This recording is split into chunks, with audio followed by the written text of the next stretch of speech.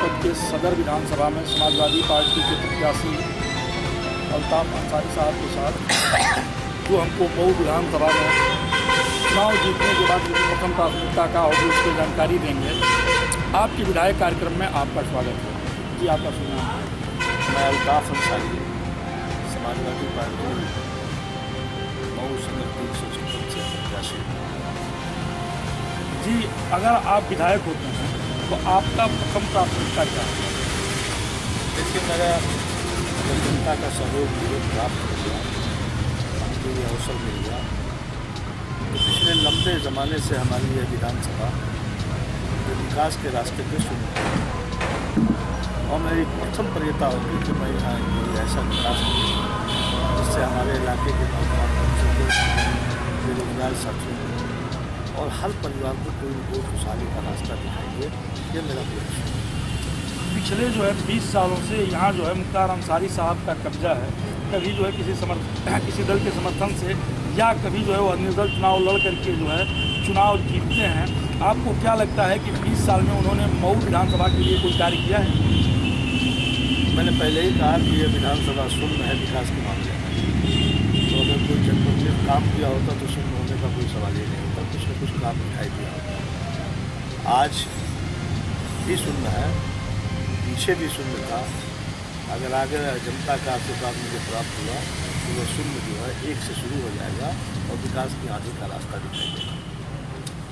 अगला प्रश्न हम आपसे करना चाहते हैं कि मऊ का जो है जो सबसे बड़ा काम है वो बुनकरों का काम है।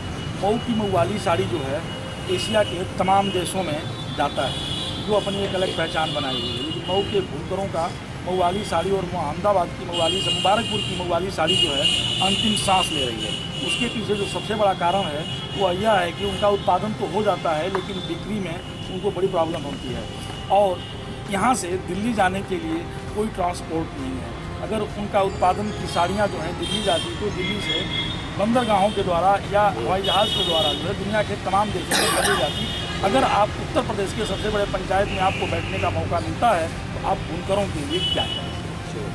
पहली बात तो आप ये जानते हो कि मैं खुद एक बुनकर हूँ। मैं उसी रोजी से आज भी जीता हूँ और वही मेरा मुख्य व्यवसाय है। उसी से हमारे और हमारे परिवार की मुझसे बेहतर उसके बारे में कोई नहीं जान सकता कि वो बदहाली का रास्ता क्यों है, बदहाली क्यों है, आगे उसका बेहतर रास्ता क्या हो सकता है। यही विडम्बना लेकर मैं पिछले विधानसभा में का चुनाव लड़ा था तब भी और आज भी अपने लोगों से यही कह रहा था कि जहाँ से राजनीति और जहाँ से कोई विकास का रास्ता खुलता है वहाँ जो आपका जनप्रतिनिधि चाहता है वो गूंगा बहरा बन के बैठा है।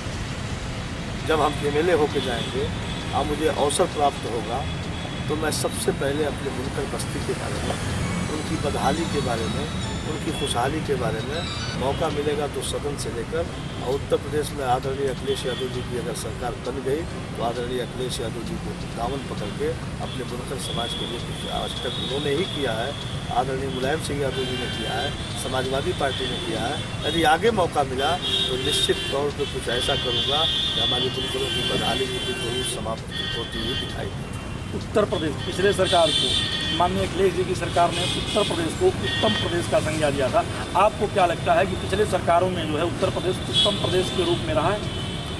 आप खुद देख सकते हैं अखिलेश यादव जी की सरकार में जिस तरह का विकास का काम हुआ है। आज तक हिंदुस्तान की आज़ादी के बाद ये पहली सरकार थी जो सड़कों पे विकास दिखाई दे रहा है और वही विकास जब दिखाई दे रहा है तो आम जनता ने कहा कि अखिलेश यादव जी का काम बोलता है। तो आप काम जब बोलता होगा। एक छोटा सा सवाल मैं करता हूँ। अभी जो है राहुल गांधी जी और अखिलेश जी दोनों लोग मिल करके चुनाव लड़ रहे हैं। आपको क्या लगता है कि इस विधानसभा के चुनाव में अखिलेश और राहुल की जोड़ी करिश्मा कर पाएगी?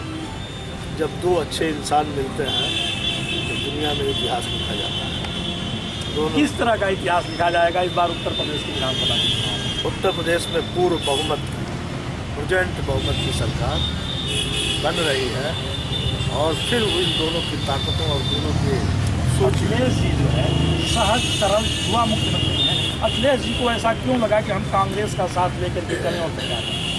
देखिए, कभी दोस्ती करने के लिए या समाज को नए रास्ते पर ले जाने के लिए कुछ मुनाफा और घाटे और मुनाफे का वो नहीं की जाती है। हम चाहते तो हम पूरे उत्तर प्रदेश के सभी सीटों पर चुनाव लड़ते।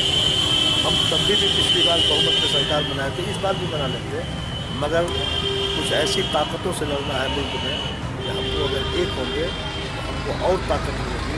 अच्छे लोगों को अभी भारतीय जनता पार्टी के एक बड़े नेता ने कहा है कि सपा बसपा और कांग्रेस कसाब है। कसाब एक आतंकवादी है जिसको फांसी दे दी गई है। इसके बारे में आपका क्या कहना है? देखिए, बड़े नेता को जो बोलते हैं उनको ठीक से बोलना चाहिए और कम से कम एक बार अपने गिरफ्तार में भी उनके मुद्दे ताल देना चाहिए।